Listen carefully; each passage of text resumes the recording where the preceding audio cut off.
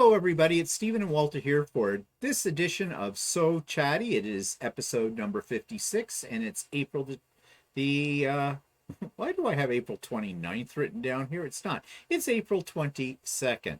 So, moving right along then, lots of things to talk about, but the main thing today is my adventures with the Quilt Path. Quilt Path, you know, is the computerized software that works with Lucy, our long arm machine, and basically quilts for you. So, as you know, we got it all hooked up, and we talked about that last week and everything. So we went off to see our friend Tracy, our dealer, at Whirls and Swirls. She is an excellent dealer. She is also a certified technician, I guess, for lack of a better word, for APQS machines. So she knows how to fix them and set them up, and she knows Quilt Path like the back of her hand. Although she claims that she doesn't, but she certainly knows a hell of a lot more than we know. So we spent the day with her pretty much on Tuesday of this past week, and she asked me to bring in one of my quilts, and we'd throw it on the machine, and she would show me how to do an edge-to-edge design on it. Now, I'd played with it. We played with it a little bit more, but here's the problem with the Quilt Path. The software. They just did a major upgrade to version 5, and that's what I have on my system. And they have very little documentation to go along with it as to what it does and how to do it. It has a steep learning curve, and I knew that before I even got it, that there would be a steep learning curve, but I was expecting there would be things that would help me. And, well, basically, I have found a couple of YouTube channels that are pretty good, but they talk about something called QCT5, which is Quilter's Creative Touch. Yeah, Quilter's Creative Touch. It essentially is Quilt Path. But the difference is it's a subscription program, and there's 3 levels. And you pay so much for the first level, and it goes up from there. Now, the Quilt Path 5 has all of the top tier levels of QCT already included in it, and this subscription, you have to renew it every year if you have QCT. Yeah, QCT goes through the Grace Company. Yeah. So well, the Grace Company is actually the company or something about them. They developed the program. Yeah, or they're the main either they developed it or they're the main supplier of the program. So anyways, but the price that I paid is good for life and free upgrades to the software as well.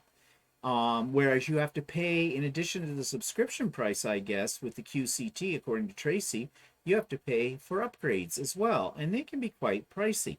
So, yeah. So, actually, if you look at the QCT pricing, it's a little cheaper than the Quilt Path. But then you're stuck having to pay for the upgrades and pay for a membership to get the top tier level, which, according to what I saw, is $200 American for a year. So that's for the top one? Yeah, for the top. How much level is the basic one? I thought the basic one was $199 a year. No, I don't think I don't think you pay for the basic one. I think you just pay it outright. It's just that if you want the upper tier, you have to pay $199. Well, anyway, extra. But the unit itself is like about 7,000 or 8,000. I didn't think that was a year. I thought it was a month. No, it's $199 a year. Oh, okay, fine. Well, whatever. Either way, it's pricey. But I did find YouTube videos that did help me out with it as well, but I learned a lot from Tracy. The problem is there's so much this program does, it's just overwhelming, and Tracy only showed us a teeny bit of it. And I have a picture here. This is Tracy. It's not a very complimentary picture of Tracy, and I hope she doesn't see this. But this was taken from an actual video that Walter made. And on Idiot Quilter next week, I will have a little snippet of that video, actually, where this picture has come from. She was showing us how you can take a very simple design that looks simple as a quilting pattern, and through the software you can manipulate it and come up with some really interesting patterns. So this program is very powerful. It allows you to do quite a bit with it. And I'm just flipping us down here. And yeah, so it's going to take me some time to learn it. But you know, you spend that kind of money on it and you have really very little support. And that is not because of APQS, but then again, it is. APQS is selling it. They're selling it, so there So should be they should be support. supporting it as well. So I mean, the latest videos for the software that APQS has come out with or whatever, the ones that I could find were dated like 2013, 2014.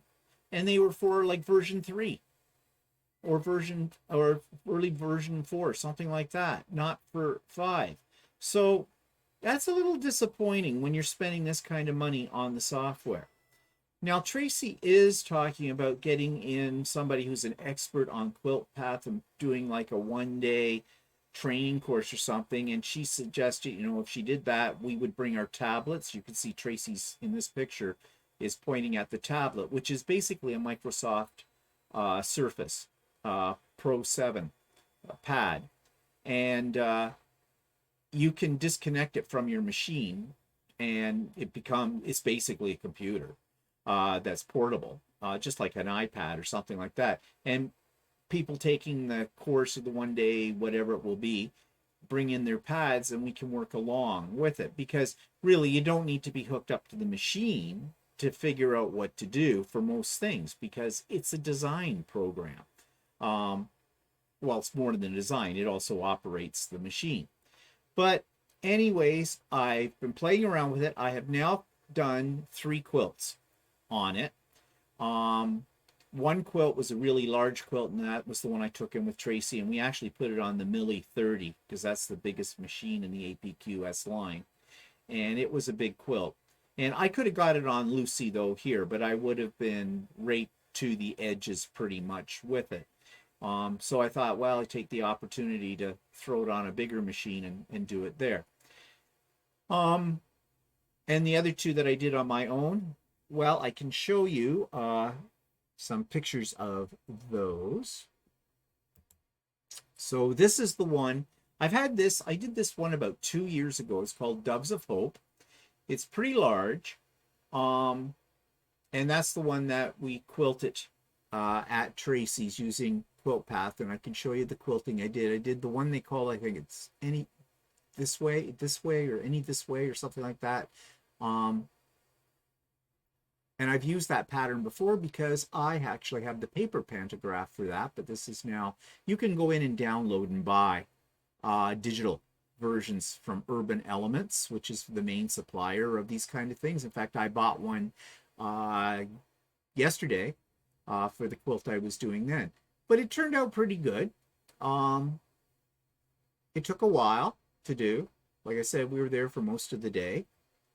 And then when I got home, this is the Scrappy Block quilt, the one that the people did the scrap block challenge at the retreat a few weeks ago. And I said I was going to put it all together into a quilt. And this is the end result. But, and I bought this particular pattern, which is, what was that pattern called? Can't remember. Or that might have been the same one as I put on. Actually, it almost looks like the other one. I think I did. I think I bought it for myself because that one was on Tracy's machine. Yeah. But I like that one. But I had a little problem with this one. It wasn't a problem with the computer program. It was a problem with me. I ran short, just at the very bottom where the border is, I ran short of backing fabric. Now, actually, Tracy did a video some time ago showing you, if that ever happened to you, how you can add fabric to it. But I didn't want to bother because this quilt, it's just a scrappy quilt. It was, you know, I don't know what's going to become of it. Once I get it bound, I may take it over to Ultimate Sewing, see if they want to put it on display as something from their retreat or whatnot. Anyways, so what I did was I had about a 3.5 inch border in that darker blue all the way around it. So I just cut it off. left, and it's still got a little border and actually looks fine. You'd never know that I had a problem with it. You think it was designed that way, and there'll be enough room for me to put about a quarter-inch binding. It'll come out about a quarter-inch on that, so I'll have about a half-inch strip of blue all the way around. It'll look fine. And I'm doing the binding in the same fabric as what's on the backing, so it'll work. But note to self, I thought I had enough. I really did, but I guess I didn't. Yeah, I was able to do it. I had some problems. I had to figure out stuff. Things weren't quite the way I remembered them when Tracy was showing me how to do it. Luckily, Walter took some videos, but I think I have it figured out now. There's this whole thing with the safe area that you have to set up, and then you have to take a measurement of the width of your quilt and whatnot. And what I was doing was I wasn't doing that right. So it kept saying everything that I was doing wasn't in the safe area. Yeah, because you were probably not making the safe area really big. I wasn't making it big enough for whatever. So yeah, so I learned something there. And there was something else I learned now. I can't remember what it was I learned. And I said that I tried something and I learned it. Oh, how to get rid of jump stitches. Which I don't understand why there are jump stitches in some things. But well, I think there's probably certain applications where you might want to use them. So. Maybe. But anyways, I figured out how to do that. So I carry on with learning, and I did, if you take a look, it's already up. I did a video of doing not this quilt, but this quilt.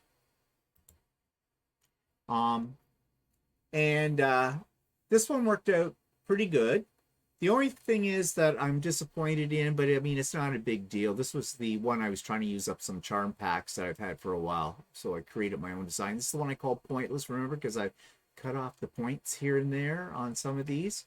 Well, the quilting that I did on this one was a feather, a very large horizontal feather. I think it would have been better if I had reduced the size of that a little bit more, because that's pretty big, and I've got a lot of negative space on this quilt, but live and learn. It's somewhat, you got to get used to looking at how they lay these things out, and so you can figure out what the size is on a quilt. And that'll come with experience. But it's okay, it worked out all right, finished off all right. I did not run out of backing fabric, everything is fine. So it's coming along. And as I said, practice will make perfect. Okay, so that takes us to what's coming up. I put a notice out this morning. I'm doing a pop-up sewing and crafting day tomorrow, Saturday, April 23rd, starting at 8 a.m. Eastern Standard Time. You can come and go as you please. It doesn't matter. I'll be there most of the day unless I get bored and move on. I think I'm going to be doing a lot of binding of these quilts that I just showed you. I've got the binding already, so I'm not that fond of binding, but once I get into the swing of it, I'd rather do piecing. But, you know, it's a necessary evil. And so the link, the Zoom link is in that notice, but the Zoom link will also be in the show notes for this today when you see this. And it's also in everything I put up this past week as well. So if you want to, you know, come in and join me for a little sewing, crafting, whatever grabs your fancy, then we'll do that. And it's going to be very much like Craft and Chat, except this is for, well, it's for anybody, but it's for those people that have told me before that they'd like to come to Craft and Chat, but they had like a pesky job they had to go to and couldn't come during the week. So this will be the second pop-up sew day that I've offered. So yeah, that's tomorrow. So hope you can join us if you're free and you want to. Okay, so that takes me to talking about Accuquilt. Well, Walter bought me a little gift. You know that I bought an Accuquilt, and I bought a couple of the cubes. I bought the 12-inch, no, I bought the 10-inch and the 8-inch cubes for it. And I'm really liking the Accuquilt. But then Walter comes out the other day and says to me, so I bought something. When he starts a sentence like that, I know it's either going to cost me some money, us some money, or it's something that he feels we should have. So he felt that I should have 2 more cubes. He felt that I should have the 12-inch and the 6-inch, which, yes, I feel the same way. I should have those. But he wanted to experiment with something, so explain that. Well, so we have, if you order items from the United States here, a lot of times we have to pay a lot for shipping, or in some cases they won't ship to Canada. So there is a service in Toronto that does, they call it cross-border pickups. And what happens is they give you an address in New York State. You send your package to New York State, and then they for a fee, they pick it up and bring it across the border. You still have to pay your duties and everything else. So I hadn't used this service yet, so I wanted to try it out with something. And Accuquilt had a big sale on buy one, get one 90% off type of thing. Like, did you hear that? You buy one, you get the second one of equal or lesser and, value for and 90% off. I checked their shipping, and it was going to be about $150 US to ship them. But if it was shipped anywhere in the United States, it was free shipping. So I thought, well, let's try this cross-border service out, see how it works out. And actually, it worked out pretty good. The package gets delivered fairly quickly they ship it out pretty quick. It gets delivered 2 or 3 days later to the address in New York. And then I have to declare it and still pay the duties on it. And then for another $20 Canadian, I have to pay to pick up the box type of thing, or that's their charge for shipping. So actually, it worked out to about a $200 savings from purchasing it in Canada. So, and that's even taking into consideration the exchange rate on our money. Yeah, and everything. So it was kind of a good experiment. It was a good deal. In fact, so good that they have another sale on, not as good as that sale, but 40% off. So I bought the 2 remaining cubes, which are the 9-inch and the 4-inch, using the same service in that, and they should be coming next week sometime. Yeah. Now, meanwhile, today I discovered on Kawartha Quilting that they're having a sale, 30% off all Accuquilt dies, which is really quite good. And there's someplace where we don't have to worry about shipping because they're not that far from us. They're 30 minutes away, so we can drive up there and pick them up. So there is a die that I wanted because the Quilter's Way, the group I belong to online, in May, they're doing a whole series of stuff about sewing curves, and the test pattern for this is to do a drunkard's path. Now, I have drunkard's path templates, and what a drunkard's path is, if you're not familiar with it, is basically it's a circle, a quarter of a circle inside sort of it looks like the piece has been cut out of a square, and they fit together. And you have 2 different fabrics, kind of a deal. So you got to cut those with a template. I'm not a very good template cutter, especially if something with a curve. Like, it's not easy getting in there with your rotary cutter and, going around. Because I do have a drunkard's path template that I bought some time ago and to try this. So I thought, what about an Accuquilt die? I'm sure they probably have one for that. And they do. So they had several, actually, different sizes. I bought the 7-inch one. It's not a cheap die. It's over $100, but it's 30% off. And while I was there, I thought, well, I'd pick up the 5.5-inch strip die as well, because that's good for borders and things. And so I just bought 2 dies, and they cost me, with the taxes and everything, $192.19, but it's 30% off. That's with the 30% off. So, and actually, Walter said that even if I'd gone in and got in on like this other deal in the States, I wouldn't have saved much right now on that particular ones at sale. Well, actually, see, I originally ordered the cubes because the store that we had been dealing with, they had a sale on a little while ago, and everything was on sale except everything had a percentage off with the exception of the cubes. Yeah. Now they have a sale where it included the cubes. Yeah. Now, had we had known that was coming up, maybe we wouldn't have bothered ordering them from the US. There's still a savings, but not as much. Not as much savings. Not enough that I would go out of my way to order it from the US. Yeah. So, but anyways, c'est la vie. So I'm into Accuquilt in a big way. I used it this morning to cut pieces for a block of the month that I'm doing right now, and I had to get comfortable with, like, not converting, but figuring out which die should I use to cut things for this pattern. And this particular pattern is a stupid pattern. It's written in 7/8 of an inch. So you need like a 4 7/8 square. A triangle has to work out on the long edge to 6 7/8, something like that. I hate dealing with patterns that have 1/8 of an inch.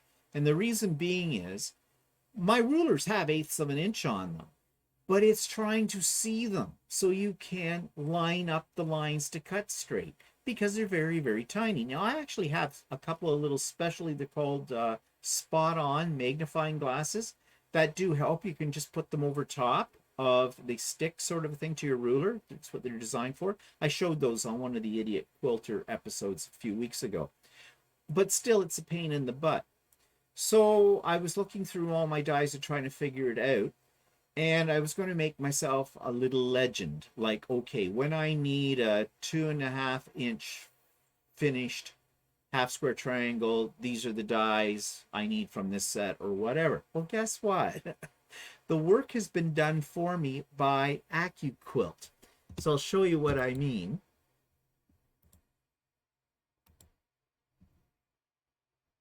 Let me go down here. Okay. So Accuquilt has this free, it's actually 26 pages long. It shows every one of their dies, the size of the finished size, the actual die cut, what it cuts, the finished sewn size. They don't seem to show that in there, but I don't know why. But over in the far column, they show you the Accuquilt Go die equivalents and the number of the die and everything like that. So you can go in and just find the die that you need, and away you go. So I did that. I used this for the first time this morning to cut these pieces. Very fast.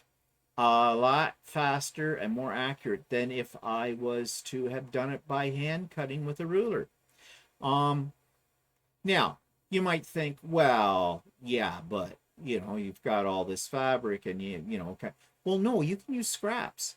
See, one of the things that takes you a long time, I find, cutting strips, is that you have to square up your fabric first on the edges, and you have to fold your fabric.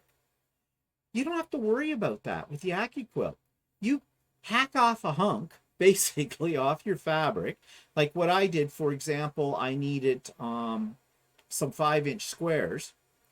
So what I did was I cut a strip of fabric that was approximately 5.5 inches wide.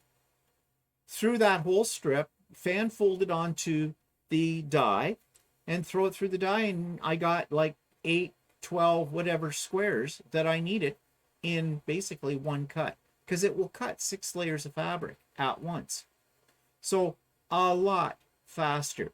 Now, some people complain that there's waste. Yes, there is waste, but if you're careful with your strips, the way how wide you cut your fabric or whatever you put on it, there's not that much more than if you're hand cutting it, I find. And I don't really worry about the waste to that point. Some people do. I get it. Fabric is expensive, but I mean, I'm not being willy-nilly about it. Like, I'm not just saying, oh, what the heck, I'm going to throw a piece down that's twice the size. No, I try to keep it within the realm of the die so that I have like maybe a little strip or something left over. But I don't really think it's that great a waste. A lot of people are about waste. Waste in fabric. It seems to be there's a lot of quilters really hung up on that. I guess maybe it's because of what fabric costs. I don't know. I don't get that hung up about it, but that's me. Okay, so Well, you get waste also if you're cutting it oh out, yeah. right? Yeah. Well, like So, you have to straighten up yeah. your bolt of fabric because it's not going to be straight on the edge. Yeah. And that takes time when you Mhm. do it. So I like this. I'm really glad I bought it. It's been working out fine for me so far. So I'll just add to my collection of dies. So news this week. Let's go over here. You may have heard of this. They just released from Janome the Continental M17. And you can see it is a combination embroidery and sewing machine. There's been a whole lot of fanfare about this. Yes, it looks really beautiful. Am I buying one? God, no. For many reasons. Well, first of all, guess what it's retailing at from what I heard today? $22,000. You know how much my Lucy cost? My long arm? $22,000. So, yeah. Can you say overkill? Now, the other reason I would not purchase it is because this is a combination machine. Remember my 15,000 combination embroidery sewing machine and the hell I had with that machine? I'm not going to do that It again. ends up, but when you get a combination machine, because it does two different things, it compounds the problems that you could have Yeah. with it. Yeah, for example, we pretty much figured it out. The problems I was having with my 15,000 was because of the timing was one of the problems. Soon as the timing was fixed on the embroidery part of the machine, the timing went out on the sewing part, and then vice versa. Yeah, and once the timing got fixed on the sewing part, the embroidery stopped working. So there's a lot of complicated things. These machines end up becoming very complicated. So as long as your timing never goes out, you may never have a problem with it. So, but if you're an occasional user, well, one, this would be overkill. But also, if you're an occasional user, you may never experience a problem. Now, I'm not saying that the M17 has problems with it. I don't know. Yeah, I don't know. Maybe they've fixed or maybe they've addressed the problems that they've had in previous machines. Well, one of the things that's very interesting about this machine in comparison to the 15,000, which used to be the top of the line machine that they had. Now this would be it, I guess. Yeah. If you notice where the embroidery unit is on this, it's on the end. Now, there are many machines that have the embroidery unit on the end.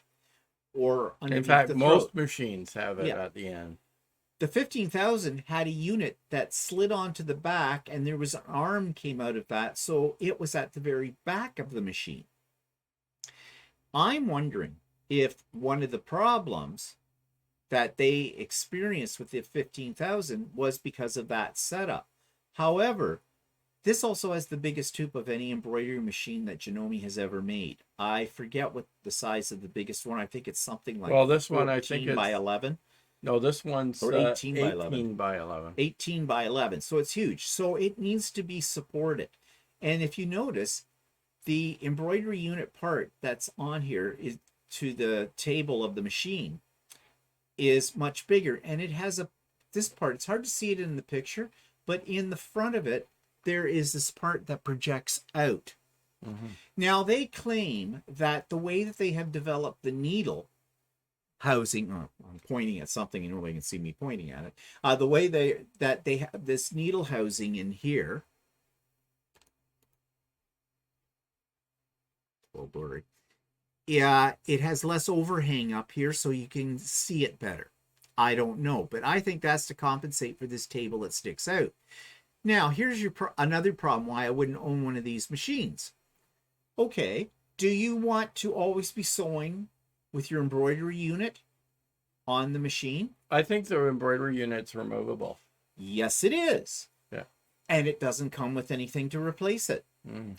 So I think what you might have is I'm not even sure if you have a free arm under that or not. But that does come off. But they said in their video, if you can use the extended table from the M7 and replace it, put it on with that. but it doesn't come with that. Mm-hmm. So that's an extra accessory, which is probably about $160 to $200 Canadian accessory for it. But you'd really want that because, well, picture putting a quilt or something large on this. Well, your embroidery unit would be in the way. If you take that off, you don't have any support for your quilt. Well, I So guess you need an extended table. the other thing they have is supposedly the special stitch regulator that Yes, it attaches does. to it or something. Yeah, it has a stitch regulator as well. But here's my feelings about that. Okay, they're toting this as an embroidery quilting machine. And it's got a stitch regulator, which people think that a stitch regulator is going to make your life so much easier. You're going to just be quilting underneath on your domestic machine, no problems. No. It has a large throat space, but the throat space is about 13.5 inches, is exactly the same throat space as the M7, which I have. Yes, it's a large throat space, and you do want a large throat space in there, especially if you're going to try to quilt something. But it's still only 13 inches. 13.5 inches. The stitch regulator, all it does is make sure it'll slow up and slow down, speed up and slow down, according to how fast you're pushing the quilt under your needle. You are pushing the quilt under the needle when you use a domestic sewing machine. A long arm, not the case. You're moving the machine around on top of it, not the quilt. So yeah, you're going to have more regular stitches, but then somebody brought up today, we were talking about this on the Quilter's Way. Well, you still have a foot pedal though. Yeah. And that's what is adjusting your speed still. You're still using that. The stitch regulator is just... You may have to, I don't know, there may be a way that you have to, like you may only have one speed. I don't know how it works. I don't know how it works either. But you may have only one speed. They may tell you you have to slam on the foot pedal and while you're using it or something like Maybe. that. Now there is a speed adjustment on the machine, just like on the M7 as well. So you could essentially sew without using your foot pedal. Yeah. So maybe that's how it works as well. We're speculating, so we're speculating because we haven't yet seen a video that really explains the stitch regulator. Yeah, maybe they will come out with one as well. It's almost like the stitch regulator was an afterthought. Yeah, because it looks like it's a separate unit that gets stuck on. It's not like it's built in. No, it's not built in. It's a separate unit that has to be fitted onto it, and I'm not sure how you fit it on and how that works because I haven't seen. So yes, it's a nice, beautiful machine. Oh, and there's some redundancies here. It has 2 LED screens. It has the big one you see there, and this one up here is also an LED screen. Now, on the unboxing that I saw, they talked about this, and this is where you can see what your stitch width is and your stitch length. And they also say, and you can adjust it here, but you can also adjust it with these knobs too. So, well, mind you, that's similar to the 6700P. Yeah. Well, all they've done is they've taken a 15,000 and they've taken an M7 and they slammed the two of them together. Yeah, basically. To make this machine. And put a big price ticket on it as well. It has all the same features as the M7. Well, and then you still run into the same problem as you had with the 15,000 in that you can't sew and embroider at the same time. So, and I mean, if you're somebody that owns an embroidery machine, you know the fascination of watching it embroider wears thin on you after about the first 10 minutes. And if this is your only sewing machine, you can't do any sewing. If your embroidery pattern you're stitching out is going to take half a day to finish or whatever, well, that's half a day that you can't sew as well. In my mind, after my experiences with the 15,000, and I'm not saying this is a bad machine, but for me, I'd rather have 2 separate machines. And I think there's overkill on this machine for the average person. And I would just be, if the embroidery unit goes down and you can't use it, will you still be able to use the sewing function, or will it affect the sewing function? And if you have to send your machine out for servicing, you better have a backup machine because you don't know how long this is going to be out for servicing, the whole bit. So yes, cosmetically, It it's looks sleek really, looking. it looks really sharp and all that other stuff, but I don't know. I personally would think that for the average person, it's much more machine than anybody needs. Yeah, So I think they're trying to compete with the Luminaire. yeah, By that's Brother Machine. Well, it is Brothers. yeah, Luminaire, and I think Baby Lock has an equivalent, Yeah, and some of the upper end Bernina's. Berninas have like the big embroidery unit at the end and everything too, and they have huge price tags as Yeah. well. So Um, but anyways, and the other thing about this is not a portable machine. From what I heard, it weighs about 66 pounds. yeah, so you want to plant that one at home and it's not moving. Yeah, it's not going anywhere with you as well. Well, even the M7 is a heavy machine. It's about 44 pounds or something like that. And, you know, but I don't intend to. That's why I have a secondary machine. If I need to go to a class or a retreat or something, take my machine with me. I take my Skyline S7 for that because that's a lighter machine.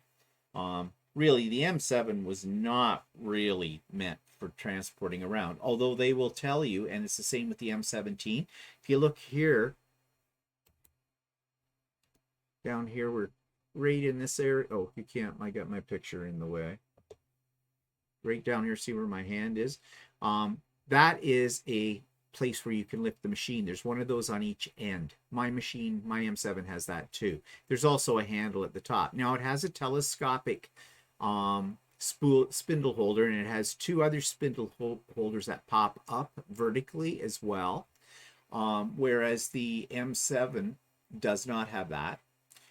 It has a well, it has a telescopic one, but it's on the back of it. Yeah. But this one's right in, so you can shut the lid and protect it. Whereas on my machine, and we'll keep looking over at it as if somebody could see us, it's on the back and it slides down in it. But I mean, that's not a feature that I feel is a selling feature that would make or break me as far as buying one of these. So anyways, that's what our first impression of this from what I've seen from the release.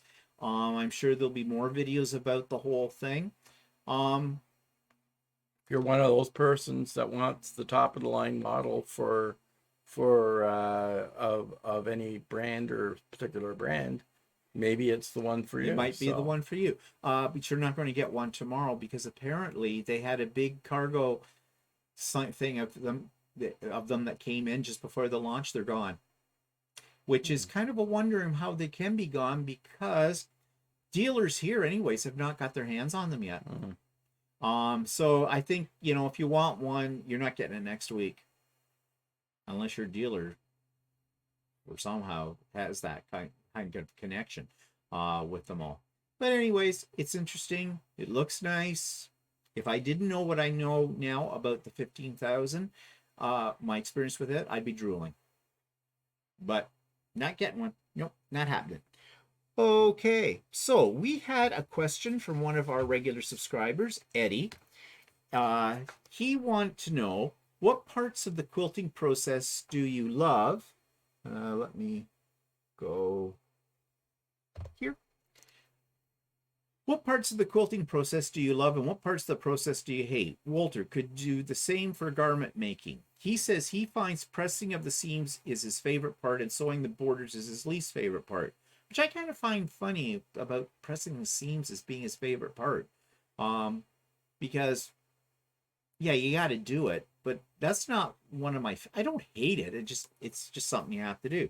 So what's your worst thing? Well, there's lots of worse things in garment sewing. There's two probably that kind of stick in my mind. Is that first is preparation and getting a pattern together and getting it set up so that you can cut your fabric out, because that there's a lot of thought process in it, in that you have to first of all get your pattern, decide what size you're going to make it, and if possible you may need to adjust the size slightly based on your own body size.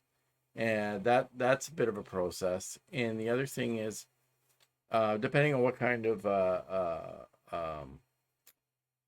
project you're making, you may have to take some time in gathering fabrics together that needs to go into that project. Like if it's a shirt, you can easily do it with cotton or something like that.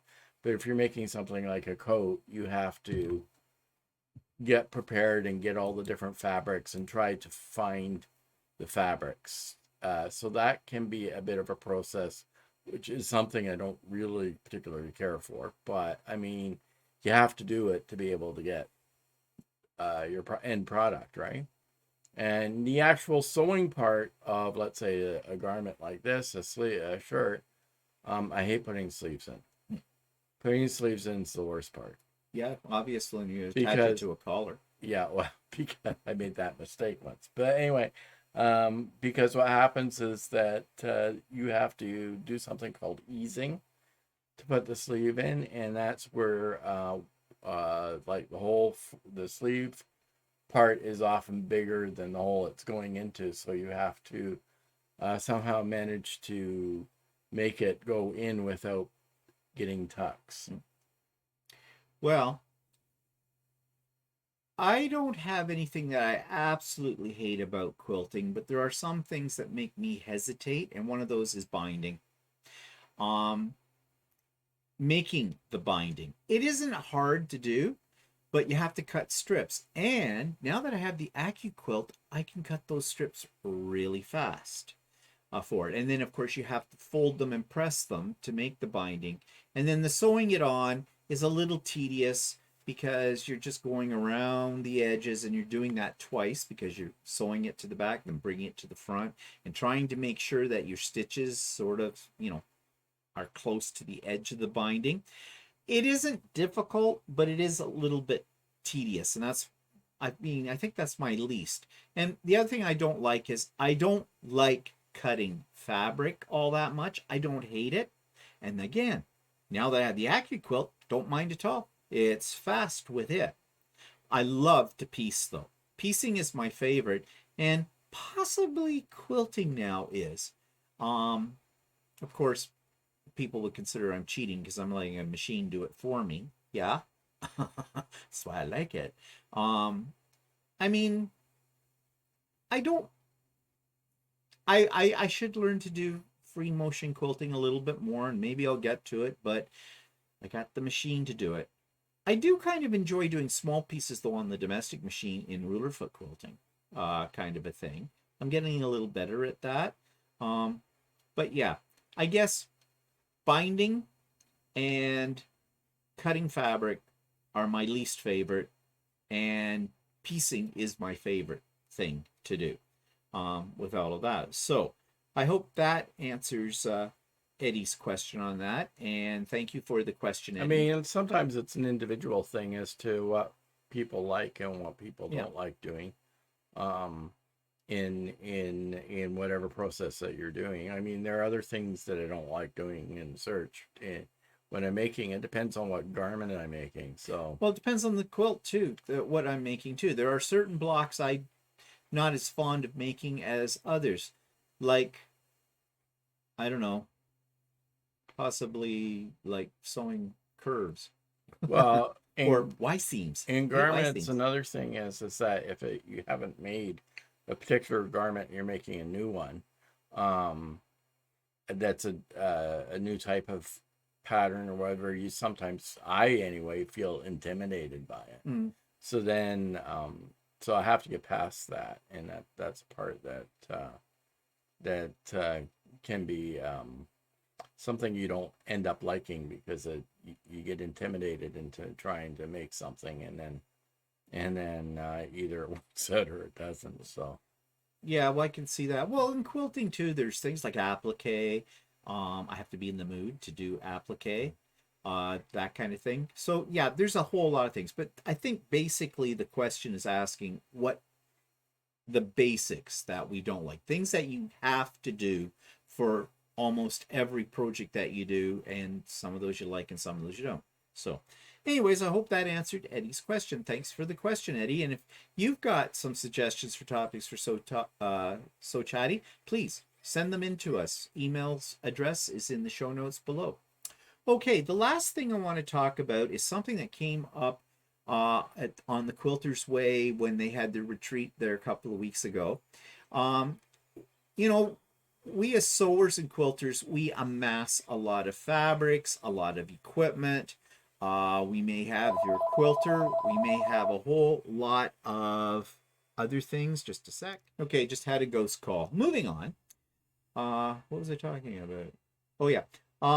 You're amassing a lot. Yeah, you mass a fabrics lot of fabrics and things like that. Then you drop dead. What's going to happen to all that stuff? For quilters, we may have a lot of quilts laying around. Do you care? Well, no, probably not. But it is an interesting point. What to do?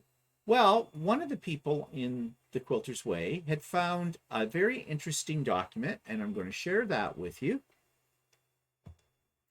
called Quilter's Last Will and Testament. Now, this is serious. People are adding these as addendums to their wills, apparently, quilters and sewers. And the things they're talking about here apply to people who sew as well. And it's about a 4-page document. I'm not going to go through it in detail, but just to highlight some things, like things you should keep in mind. It says the top 10 tips your family needs to know about your stuff. First of all, who to call. Which quilter friends are willing to help your family sort through and arrange to sell or give away all this stuff? You know, if you've got people in your family that don't care about sewing or quilting, I do in mine, they'll come in and they just want to clean out your crap, right? It's a job they have to do. And I'm sure many of us have had to do that kind of thing. If you're my age or older, you know, parents' homes, things like that. And you don't know what to do with the stuff, and the stuff means nothing to you. So where does it end up? Landfill, charity shop, whatever. And in fact, we know this happens to quilters and to sewers, because if you go to a charity shop, you will find quilt tops or whole quilts or bundles of fabric that have come from somebody's estate, and they just ended up there and they're being sold for like 50 cents or something like that. And people are actually buying them and cutting them up and making garments out of them or using them as art projects, you know. And if you're a purist about quilts, that may upset you. Now, sewing machines, how many do you have? Where are they? Serial numbers, when did you buy them and for how much? Your family has no idea how much your very valuable machines cost or worth today. Maybe you want one or all of them given to certain people. Yeah, that's another thing. You've probably invested a lot of money in your equipment. Like here in this household, we have Lots of stuff. 1, 2, 3, 4, 5, 6, 7, 8 machines. Mm-hmm. Plus we have some old machines in the crawl space as well. So yeah, sewing machines aren't cheap. So, you know, what are these people going, what do you want done with them? So I think what it's suggesting here is will them to somebody that you know and you know would like to have that machine. Mm-hmm. Now they're talking quilts in the next one, which means your important quilts, which means the most to you, and are the ones you want to stay with your family. Do you have some that have won major awards and been published that will increase their value? These best quilts need to be documented and writing with photos to help ensure that information stays with these quilts. Make a list. Who do you want to get your important quilts? Children, grandchildren, friends, or someone else? Well, I'd say you want to leave those quilts to somebody who's quilt worthy. There are people that are not quilt worthy. They're the kind of people that if you gave them a quilt out of the goodness of your heart, you'd find it on the kitchen floor chewed up because the dog uses it as a bed. If you've got quilts that have won awards or that, I think it might be worth looking into local museums or collections of quilts and see if this is worthy to go into some place like that, because there are places that collect them for historical reasons. Yeah, or take it with you. Drop it in the hole.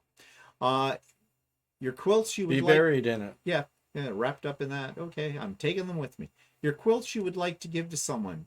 Well, this is very much about the same as the important quilts. Yeah. Basically, they're talking about giving them to quilt-worthy people who you want to will them to. Your quilts that can be sold or given away. Okay, so all of this stuff is really about what do you want happen to your actual quilts. Then they say put labels on your quilts. If you don't automatically put labels on all your quilts, start doing that today. The idea of putting a label on your quilt, and I'm bad for this, is quilts can document information about the pattern, about when you made it, who you made it for, all this kind of stuff. And, 100 years down the road, this might be interesting information. Maybe you're famous. I don't know. Gives it provenance. Pablo Picasso. That's right. Yeah, Pablo Picasso quilt.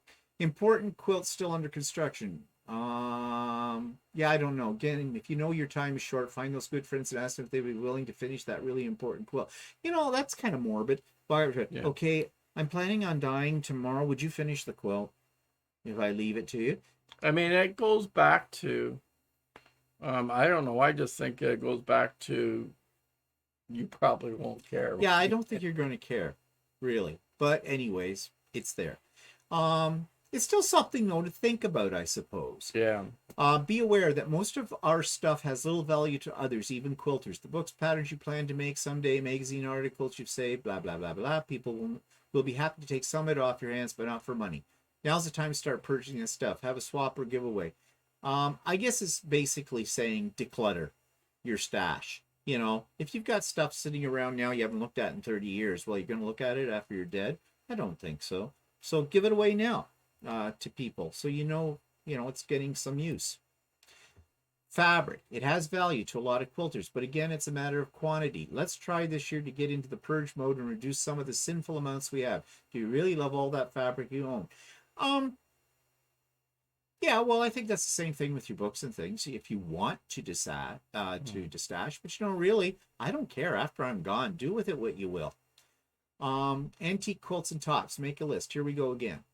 Do you have antique quilts? Well, maybe you're a quilt collector. Well, then maybe you should have, if they're valuable because of their age and the provenance with them, then I suppose you should be making sure they go someplace and not end up in landfill.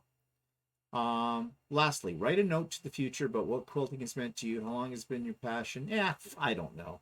Does anybody care? They won't read it. No. Now, my sister shared a picture with me on Facebook.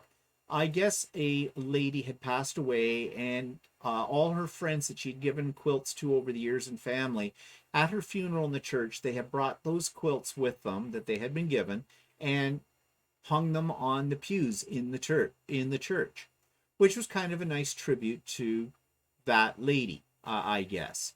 Kind of unique, kind of cool. I hope they just expressed how much they were grateful for the quilts when she was still alive. A little late after they're dead. So anyways, I thought that was interesting. There's some interesting things there to think about, I guess. And as I said, this could be applied to people who sew as well, because they have equipment, they have a fabric stash. And, some people who sew make art pieces of clothing. So maybe they would like those to go to a special place or to a special person as well. So just things to think about. Food for thought. Okay. Anything else today? No, I think that's about it. It was kind of a mishmash of all kinds of different things, but such is life on So Chatty. So, remember pop-up sewing and crafting day tomorrow, Saturday, April 23rd, starting at 8 a.m. in the morning. I may be on there earlier than that. Don't expect to see Walter anytime soon on it. He may be there later in the day, but it definitely won't be before noon. Can bet on that. But I'll be there. And come join me, keep me company. I'm lonely. I'm so lonely. Whatever. Okay. So, see you next week. Say goodbye, Walter. Goodbye.